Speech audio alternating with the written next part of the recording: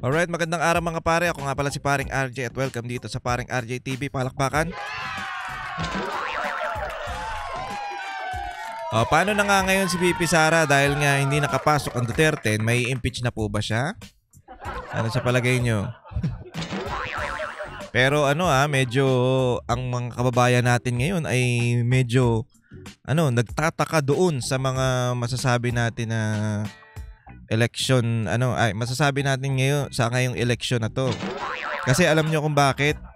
Unang-una yung sa OFW, yung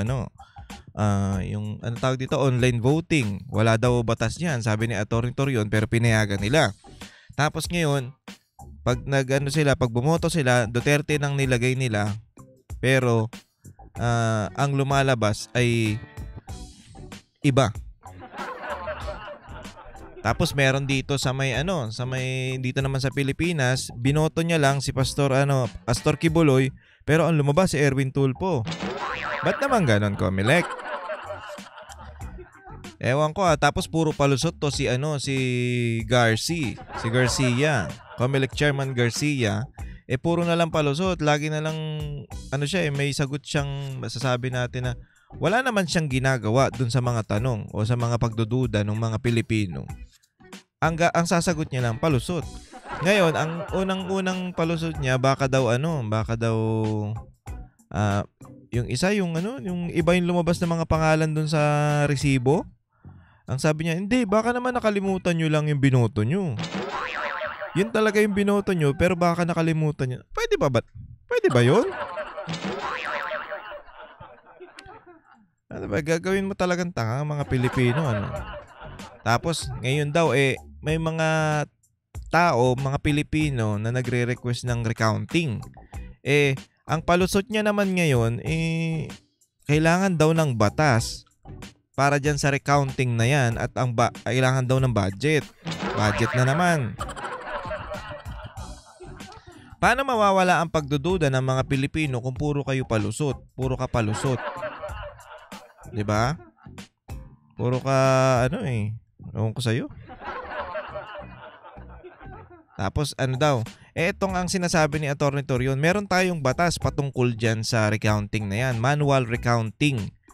Ang gustong mangyari ng mga Pilipino at ni Pastor Kibuloy. Hindi naman to para masasabi natin na dahil hindi siya nanalo kaya siya nagre-request ng recounting. Hindi ganoon.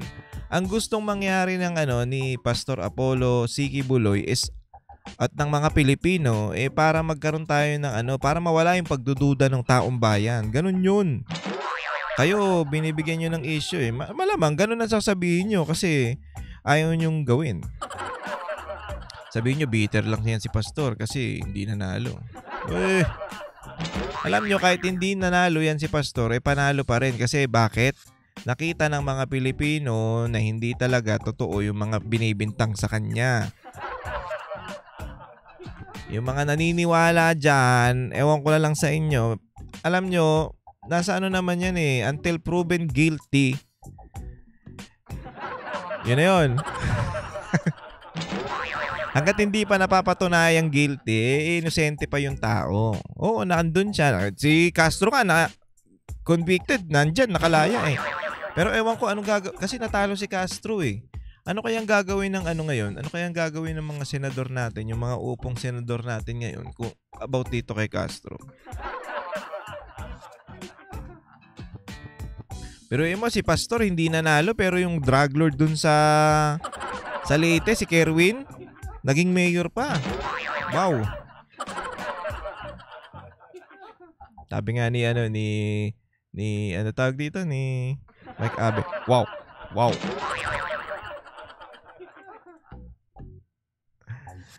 Anyway.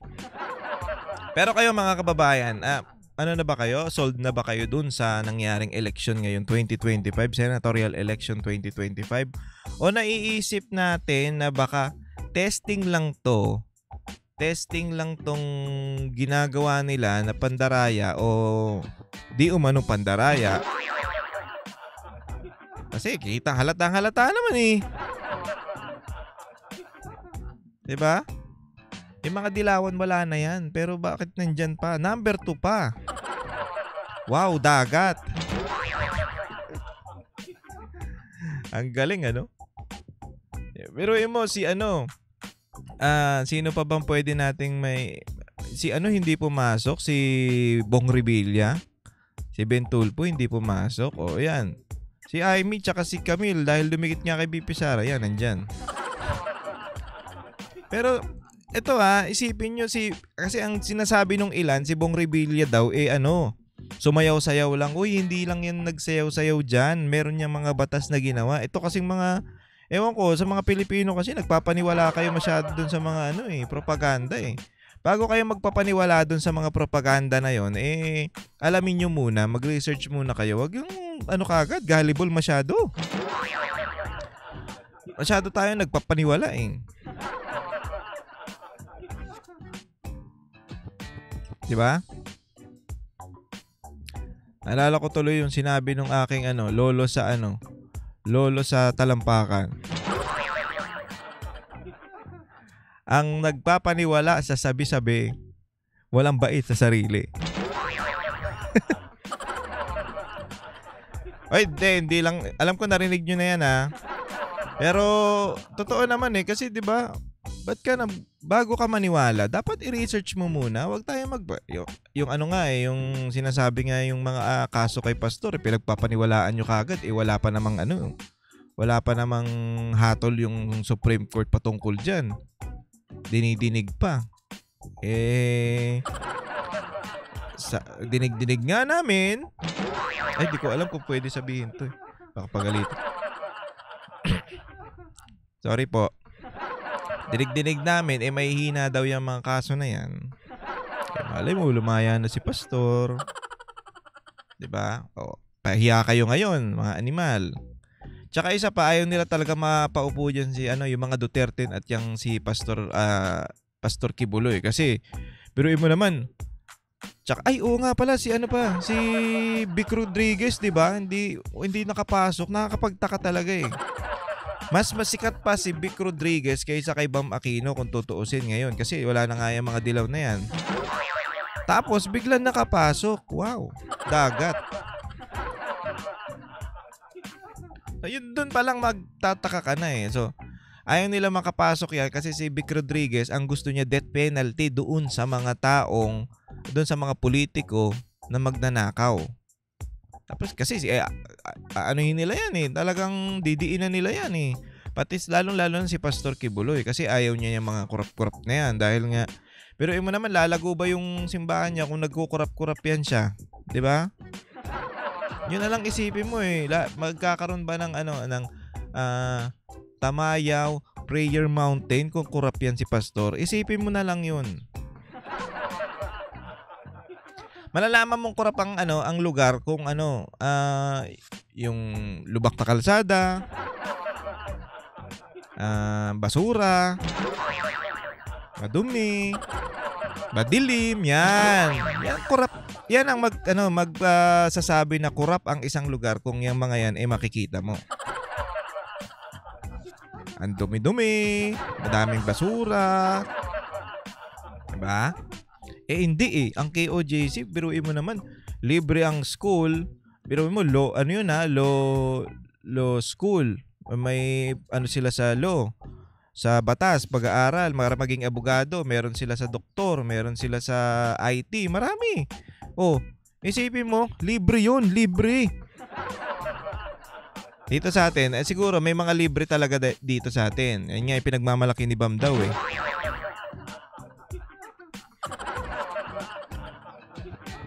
Hindi naman pinirmahan ni Pangulong Duterte yan. Hindi yan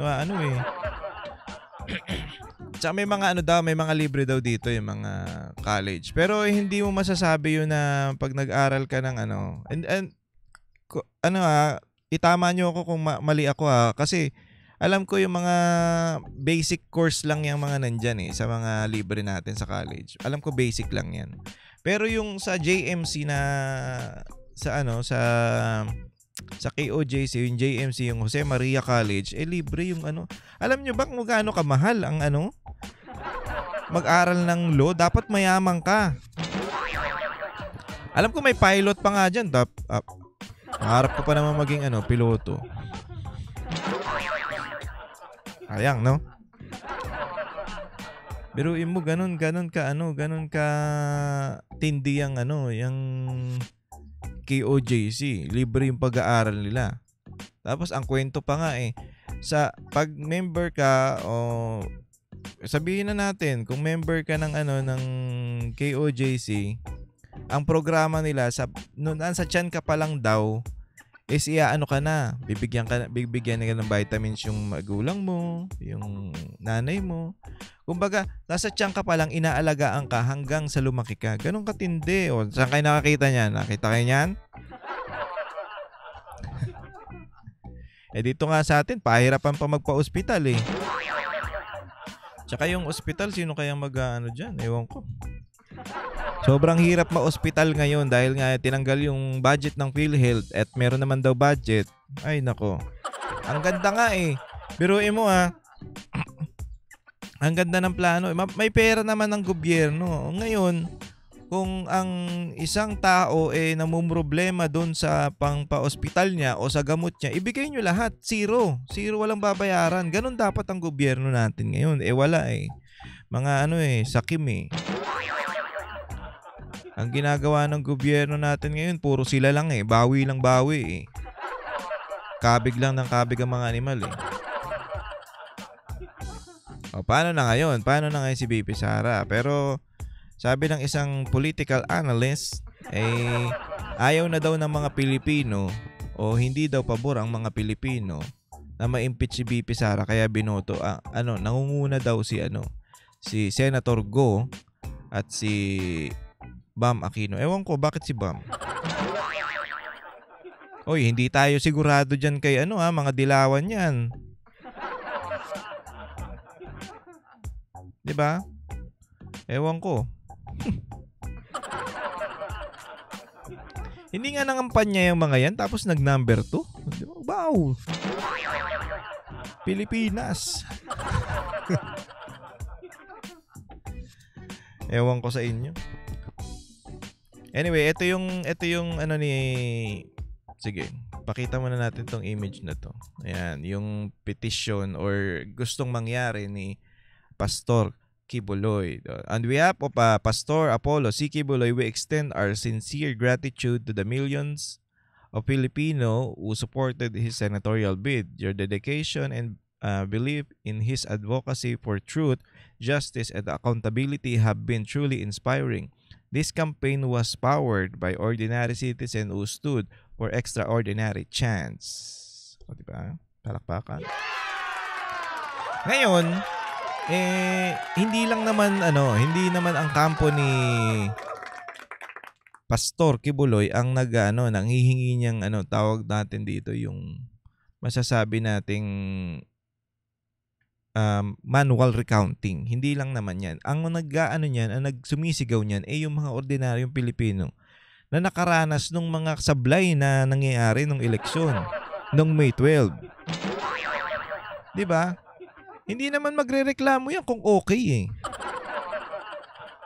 Tsaka mapapansin mo yung dun sa mga lugar, sa halos lahat ng lugar, ang number ni Pastor is 42 lang lagi. Bakit 42? Hindi umaangat. Ano yun? Bakit? Imposible naman yun. Ayun nga yung mga bagay na nakakapagtaka dito sa eleksyon na to. Tapos, biruin mo, ewan ko pumasok masikat si Ben Tulfo at tumutulong si Ben Tulfo doon sa kaysa doon kay Bam Aquino at kay Kiko. Pero nakapasok yung dalawa. Diba? Magtataka ka sa mga ganong style Tapos, mas okay pa nga sa kung papasok si Bong Revilla 'Di ba? Mas okay pa yun kung pumasok yun. Kaysa dun sa dalawa, magtataka ka talaga dun sa dalawa, bakit pumasok yun? Masikat si Bong. 'Di ba? Mas may nagawa yan. I-search nyo na lang, marami rin nagawang batas yan si Bong Revilla. Pero tapos magtataka ka pa dito yung mga withdraw nandun pa rin yung pangalan.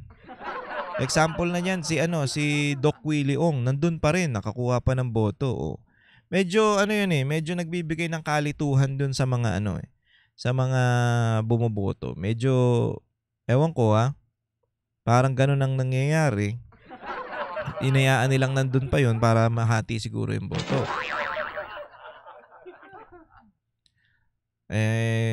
Wala. Yan talaga. Sana pakinggan to ng COMELEC. Ito.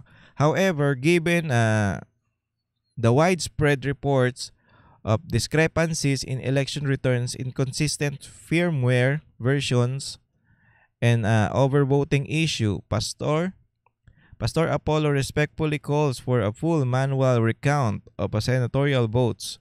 This is not a rejection of the democracy process, but a call to strengthen it, ensuring that the voice of the people is genuinely heard and faithfully recorded. So, ang gusto lang mangyari natin, ni Pastor Kibuloy, is maging transparent. Kasi kung nagtatali naman talaga, walang problema. Nasa batas naman yan 9369, Article 31. Wow. Diba? Gumagano na tayo ngayon. Anyway, si Attorney Torrio na nagsabi niya. So, merong batas niyan. Merong batas sa mga ganyan. So, bakit i-ignore nitong COMELEC? Huwag naman sanang maging ganon. Recounting tayo kung gusto nyong mawala yung pagdududa ng mga Pilipino dun sa resulta ng eleksyon natin ngayong 2025. Kasi baka mamaya, kung hindi kayo pumayag, magdududa talaga ang mga Pilipino na may ginawa kayong kabulastugan. Tapos, makaka-apekto pa yan dun sa 2028. Paano boboto ang Pilipino kung dinadaya nyo naman pala? O sige, kung hindi nyo dinaya, paano boboto ang Pilipino kung hindi ma-i-insure o masisigurado ng mga tao na patas o tama yung ginawa ng COMELEC o nagtatali yung sa online voting o yung sinasabi na sa BCM at doon sa manual. 'Di ba? Paano tayo magtitiwala ngayon sa COMELEC kung ganyan ginagawa nyo? Puro kayo palusot. Paano ngayon? Ewan ko na lang kung papayag to si Garcia. Ewan ko sa'yo, Garcia. Sabi naman ni Attorney Torion, wala naman daw siyang wala naman daw siyang problema. Hindi naman sila nag-aaway ni Garcia. Alam naman daw ni Garcia yung batas na yan, pero ang dami niya pang palusot kasi. Nagpapalusot pa sige, ang hamon nga ni Attorney Torion, kung walang magka-count, pwede daw yung member ng KOJC ang mag-volunteer dyan, walang bayad. O yun, nakalibre na kayo. Tapos maglagay lang daw kayo ng isang supervisor diyan sa isang lugar na magbibilang para may supervise, 'di ba? Para malaman natin na hindi nandadaya. Yun ang kailangan. Hindi yung palusot kayo na kailangan pa natin gumawa ng batas para mapatupad tong batas na to. Ano yun? Wala naman nakasaad dun Nakalagay na nga dun Ito, pwede natin gawin to. Walang problema dito anytime. Panoorin niyo yan sa Banateros kagabi yata yun Kagabi. Pinag-usapan namin yan nila Attorney Torion. So, yan yung mga bagay na hinihiling natin sa panahon na to. Ewan ko kung papayag talaga itong COMELEC kasi parang ang nangyayari, parang, ayun nga, tama yung sinabi ni Jay, parang si Marcos puro palusot na lang. Now, ngayon, di ba sabi nila yung bigas magpapatuloy after ng election. Ano na nangyayari? 20 pesos na bigas. Natalo si Gwen. Tsaka magtataka kayo dito. Isipin nyo to Yung mga kaalyado ni Pangulong Duterte sa buong bansa at yung mga graduate na, yung mga pumirma sa impeachment ni BP Sara, nalaglag talaga. Nanalo yung mga kaalyado ni Pangulong Duterte. Ganon din si Pangulong Duterte. Landslide nga Nograles. Kaya bangan mo ngayon. Tapos ang inaano pa nila dyan, binoto nyo yung standee.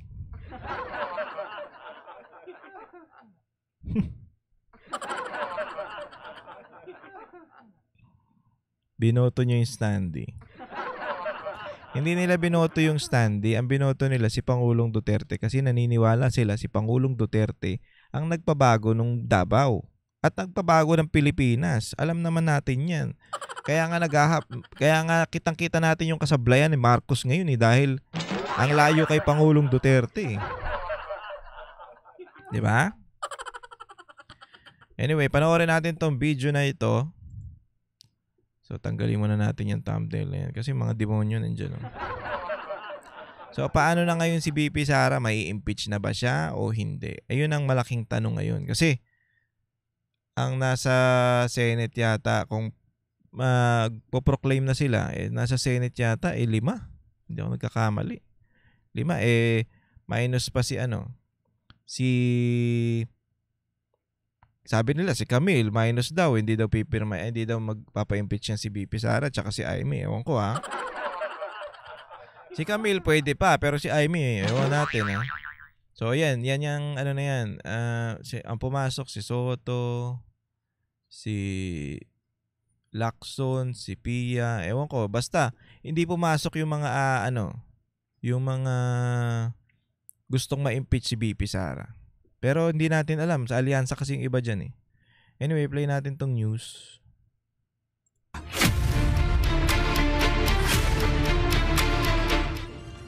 Magandang hapon, Jed. Ano ba ang sinasabing epekto ng resulta nitong 2025 midterm elections sa impeachment ni VP Duterte?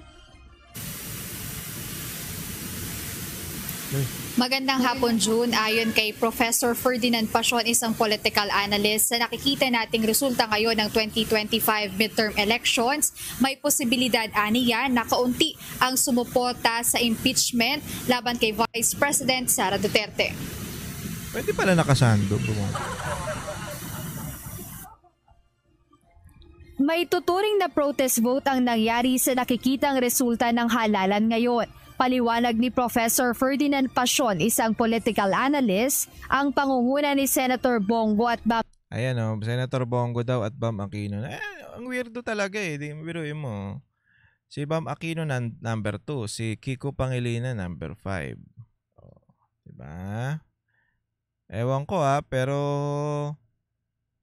kung boboto to si Bam Aquino kay basta nakakapagtaka pumasok tong dalawan to. Yun lang naman. Nakakapagtaka. Tsaka yung mga tao nagtataka talaga bakit straight Duterte sila tapos pumasok tong dalawa. Ang weird Ang weird lang. So walang problema kung kung pumasok yan sila tapos mag-manual recounting tayo para matanggal nga yung pagdududa ng mga Pilipino. Okay yun. Sana maging sana pumayag si Atty. Torion. Well, hindi naman tatagal siguro yan ng 1 linggo. Sa pagbibilang na yan, bago ma-proclaim itong mga to, simulan na natin ngayon habang maaga pa. Aquino sa bilangan ay maaaring nangangahulugan na marami sa mga botante ang hindi nagbigay ng kanilang suporta sa alyansa ng administrasyon. I believe this is a protest vote. And kung makikita nyo sa Senate, yung mga nanalo, hindi maaasahan ni BBM yung mga yan. Hindi tayo sure, sir. Alam nyo ba kung bakit nalaglag si Bong Revilla? Hindi, ito lang, tingin ko lang naman, opinion ko lang po ito, Kasi alam nyo ba na hindi pumirma yung buong Revilla dun sa impeachment ni VP Sara? Nakapasok lahat ng Revilla sa sa Bacoor. Lahat sila nakapasok, ni Mercado, sino pa ba yun? Brian Revilla. Ewan ko si Jolo kung Tapos sino pa ba? Si Ram Revilla. Basta lahat sila nakapasok. Si Bong lang ang hindi. Alam nyo kung bakit? Kasi walang mga kalaban. So automatic sila talaga makakapasok dyan. Ngayon si Bong, ayun ang pinaka parang syempre sa Senado na siya Ngayon, hindi sila pumirma. Ito lang sa akin lang hindi sila pumirma. Walang pumirma dyan sa impeachment ni VP Sara, yun sa mga representative. Kaya siguro, trinabaho ewan ko tingin ko lang naman to. Kaya siguro nilaglag si Bong. Dahil hindi nga sila pumirma sa impeachment. Tingin ko lang, opinion ko lang to, Huwag kayong Dagpa niya posibleng maging mahirap na makuha ang kinakailangang boto para tuluyang mapatalsik sa pwesto si Vice President Sara Duterte. Sabi ko nga sa inyo, katulad si Ping Lacson tsaka si Tito Soto, hindi naman mga Marcos loyalist yung mga yan eh. And nandiyan pa si... Pero nasa alyansa sila, sir, ha? Baka mamaya bayad utang yan. O, di ba? Mga nasa alyansa yung mga yan. Ang mahirap dyan, baka mamaya pangbayad utang nila yan. Dahil nga, sinuportahan sila ni BBM. Oh. Yun lang naman, baka lang naman. Si Marcoleta, who is a lawyer, no? Marcoleta talaga, hindi. Magiging senator judge. At pag manalo si Amy, hindi naman natin masasabing kakampi ni Bongbong si Amy. Kakampi yan. Amy pa ba? Do magkapatid sila, no? So sa tingin ko mahihirapan. Ayan ang babantayan natin si Amy kasi kung makapasok talaga yan, bantayan natin yan kung tutuloy pa yung ano na yan. Tsaka sana mapauwi na si Pangulong Duterte, ano? Kunin yung necessary votes ng Malacanang to impeach Vice President Sara. Binigyang diin ng eksperto na ang 12 pasok sa senatorial race, marami rito ang hindi kaalyado ng administrasyon. Kaya may posibilidad na mas mahirap isakatuparan ang ewan ko, nasa alyansa kasi ang mga yan eh. Kaya medyo hindi natin sure. impeachment kay Vice President Duterte. Asok! Si Kuya, macho. Pwede pala nakasan. Nakaambang impeachment trial sa kanya yung pag-endorso niya sa mga kandidato o senador na sinusuportahan ng kanyang ama na si dating Pangulong Duterte, maging yung sa pag-endorso niya kay Senator Amy at kay Senator Camille Villar. Tsaka isa pang nakakapagtaka dito, buong Pilipinas talagang lumabas nung birthday ni Pangulong Duterte. Ang dami nun. Hindi yun biro. Tapos hindi makakapasok yung Duterte. Ang weirdo talaga eh. Tapos inano pa ni BP Sara, in-endorse pa yung Duterte. Plus 2 nga. Yun nga. Yan tuloy. Ewan ko. Basta in-endorse niya pa yung Duterte. So imposible talaga eh. Ewan ko ha. Galit ang mga Pilipino sa ginawa kay Pangulong Duterte. Imposibleng hindi makakapasok yung Duterte. Yun lang naman. At sinabi rin ni VP Duterte na ipinapaubayan niya na sa kanyang mga abogado ang preparasyon para rito sa impeachment trial. At binanggit niya rin na at peace o panatag siya anuman ang magiging resulta ng nasabing trial. Balik sa iyo, Jude. Jed, isang tanong lang. Doon sa pahayag gabi ni Vice President Sara Duterte, Jed, ano ang ibig ipahatid ng mensahe na yon sa mga kababayan natin at maging sa administrasyon? June, gaya nga ng mga binabanggit ni Vice President Sara Duterte, nais niya ng mga kandidato o mga leader na siyang magbibigay ng totoong pagbabago o dun sa mga hinahanap ng publiko na makakatulong para makapagpaganda hindi lang ng buhay ng publiko. Ewan ko totoong pagbabago pero yung mga nakapasok na tatagal na yan eh. Sa totoo lang, ang tatagal na niya mga yan Nagbago ba? Hindi dahil kay Pangulong Duterte, hindi nagbago mga senador na to. Ewan ko. Kundi ng bansa, June. Tingin nyo, yung mga lumang senador na yan, may pagbabago? Tingnan natin. Baka bandang uli, panisin pa yan ni Pastor na hindi nakaupo dyan. Kung paano magtrabaho. Malalaman nyo yan. At kaming mga banateros tuloy-tuloy ang pagtulong sa Hindi tayo yung kasi yung iba diyan pagkatapos matalo, chill-chill na. Hindi tayo ganoon. Ang gusto ni Pastor pag manalo-matalo, tuloy-tuloy ang pagtulong sa mga Pilipino. Yun, palakpakan. Anong dapat? Yung iba diyan nanalo na yan, chill na lang yan. Chill muna ako kasi 6 years ako eh. Chill muna ako ng mga 3 years. Yan. Tapos pagdating ng tsaka na ako mag-iingay ulit. Yung mga yan, alam na natin yan eh. Sus! Pero meron bang halong parang, hindi man pagbabanta, pero may sinasabi siya parang pananagutin yung mga dapat managot na may puntong ganon, Jed Ano ba ang take doon? Diwa talaga doon, Jed? June, sinabi nga ni Vice President Sara Duterte na doon sa pag-aresto ng kanyang ama na si dating Pangulong Rodrigo Duterte ay isa itong political attack sa kanilang pamilya dahil nakikita niya na kalaban sila ng administrasyon at ginagawa ng kasalukuyang administrasyon na sirain yung kanilang pangalan. Kaya nais niya na mapanagot yung mga sangkot doon sa pag-aresto sa kanyang ama na sinasabi niya unconstitutional o labag sa Constitution 2. Last na lang, Jed. Nangangahulugan ba ito Isa lang. na hudyat ito ng mas malakas na Vice President na harap ngayon sa administrasyon? Yes, doon posible nga yan dahil nakikita naman natin na sa mga pahayag ni VP Duterte, binanggit niya na confident siya sa mga abogado niya dahil binanggit din ng kanyang mga abogado na itong kinakaharap na impeachment ay confident sila na may papanalo nila ito, June. Maraming salamat, Jed Neresina, live na nag-uulat mula sa Quezon City. Yun. So, ang sinasabi ng isang political analyst is malabo daw ma-impeach si VP Sara dahil nga yung mga nakapasok hindi naman daw pro-BBM. Ang problema natin, sir, nasa alyansa kasi ang mga yan. So, ang tendency ng mga nandyan, ang tendency ng style ng ang style ng politika natin is more on bayad utang pag nakaupo na. Yun. So, medyo malabo talaga na ewan ko kung tatayo yung mga yan, kung syempre nasa kanila na siguro yun. Pero sigurado tayo itong si Bongo, si Bato, tsaka si Marcoleta, tatayo yan laban sa impeachment ni VP Sara. Walang duda yan. Ang problema, yung mga nakaupo, especially itong si Aimee, ewan natin, yung mga uupo, especially itong si Aimee, kung talagang siya na yun nandyan, o si, ewan ko kung malalag. Mamaya malaglag pa, no? Kung di dumikit yan sa kay VP Sara Duterte, wala yan. Baka pang 15 yan, si Aimee Marcos. Wala, dumikit talaga ganun talaga ang style nila Mangga. Bago mo.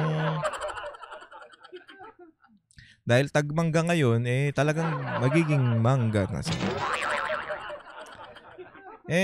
Ewan natin, malalaman natin sa mga susunod, pero sana ipupush natin yung at sinasabi ni Attorney Torion at ni Pastor Kibuloy na recounting of manual recounting ng mga boto. Wala namang problema doon, 'di ba? Ang sabi nga ni Attorney Torion, ipipili lang naman tayo ng 10 lang. 5 sa city at 5 sa provincial. So wala nang problema 'yun, magaan lang 'yun. Hindi buong Pilipinas. At saka nakakapagtaka kasi, kahit nga si ewan ko si Raul Manuel, yung tropang komunista dyan. Nangihingi ng recounting kasi talo yata siya So yun, hindi lang yung mga Duterte ang nangihingi ng recounting. Yun yung mga komunista din na di umanong komunista. So yun, ewan kung anong sagot dito ni George Garcia. Oy, Garcia, umayos ka Ewan ko sa'yo. Ang dami mo nang pinatupad dyan na wala sa batas Tapos itong merong batas, parang ayaw mo. Kung ayaw mo talaga, may tinatago ka dyan. Mahirap niyan. Nga, makaka-apekto to sa 2028 election Kasi parang, ano ba naman yan? Binoto namin yung ganito tapos iba yung lumalabas. Pero nung wala namang ganyan nung ewan ko kung meron kayo na experience niyan yung kay nung panahon ni Pangulong Duterte yung magi-election si 2022 election, wala namang problema naging ganyan. 'Di ba? Wala namang problema. Ewan ko ngayon lang siguro. Hindi natin alam kung bakit. Focus ang nangyayari diyan So kung hindi nyo talaga pahihintulutan yung manual recounting na yan, medyo alanganin talaga tayo sa resulta ng ng 2025 election. Lalo na sa senator. Kasi hindi lang naman isa ang nag-report hindi lang naman isa, dalawa marami ang nagtataka, marami ang naiinis, marami ang nagagalit patungkol diyan sa masasabi nating anomalya dito sa sa 2025 election.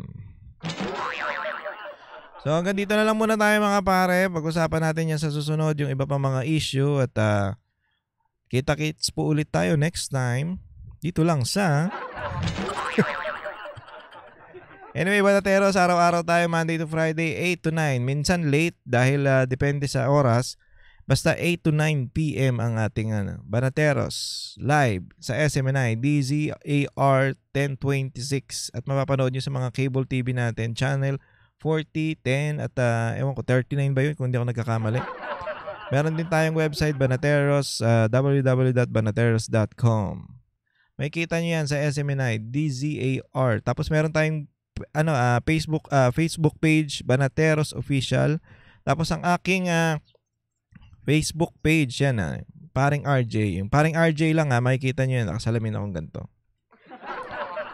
At wag nyo na rin kalimutan mag-subscribe sa ating YouTube channel at i-share ang ating mga video. Mag-like na rin kayo at mag-comment ng mga opinion nyo. Walang problema kahit ano.